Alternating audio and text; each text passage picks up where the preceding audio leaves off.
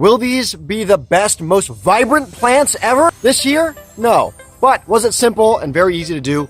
Yes. Welcome back to Hillbilly Leniac, the show that teaches you how to be efficient in a practical manner. Today I've got my Japan Study Mission hat on. If you want to learn about lean manufacturing, Google Japan Study Mission, Paul Akers. It'll be one of the first links that pop up. Today we're going to be doing garden site selection. I'm going to do zero prep work. I'm going to do zero prep work for this. We're going to be having two gardens. Right now we have the chicken coop.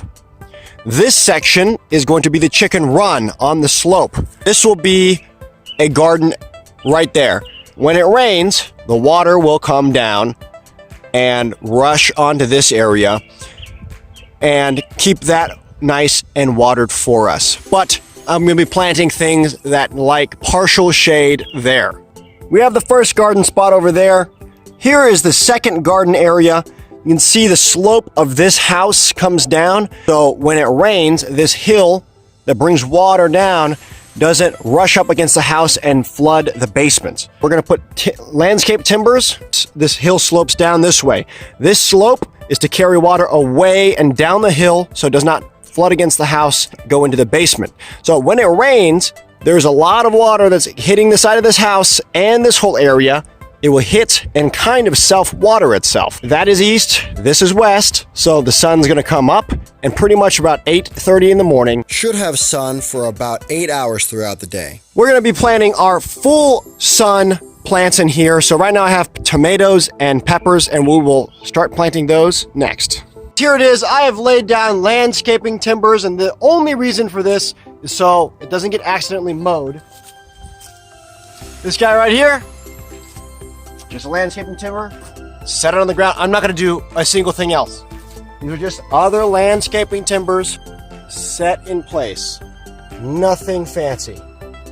Just set right there. And I'm going to dig some holes, put these in. I'm going to do zero prep work outside of this. We ended up having a defect there, showing me actually doing the planting, but it was quite boring. Here's what happened to get you up to speed. I dug holes. I put the plants I bought from a nursery into the holes. Then I covered all of the remaining ground with hay, and that's what you see behind me. This is called the Ruth Stout method. Remember that slope. As rain hits the house, it's going to flow through the garden. As it flows through the garden, it's going to moisten the hay. The hay is then going to help insulate the ground, retain moisture for days that does not have rain, and also slowly break down into its own compost. Will these be the best, most vibrant plants ever this year? No. But was it simple and very easy to do? Yes. The only addition you're going to see is there is now a fence up with deer netting. The reason why is out of all of the 10 plants we planted, there was one that didn't make it. And that was my buddy Diesel, the dog, loved it. He ran over and dug it up and he's like, oh, I love plants. So now that is up for dog-related issues, nothing else. And here we are at garden site number 1. It is going to be on this slope. Right now we have the electric chicken netting up. The coop is almost ready for chickens. We are going to not plant this garden until we have chickens, because it'll be more flexibility if we need to change something around. Always try to think ahead in case there's something else.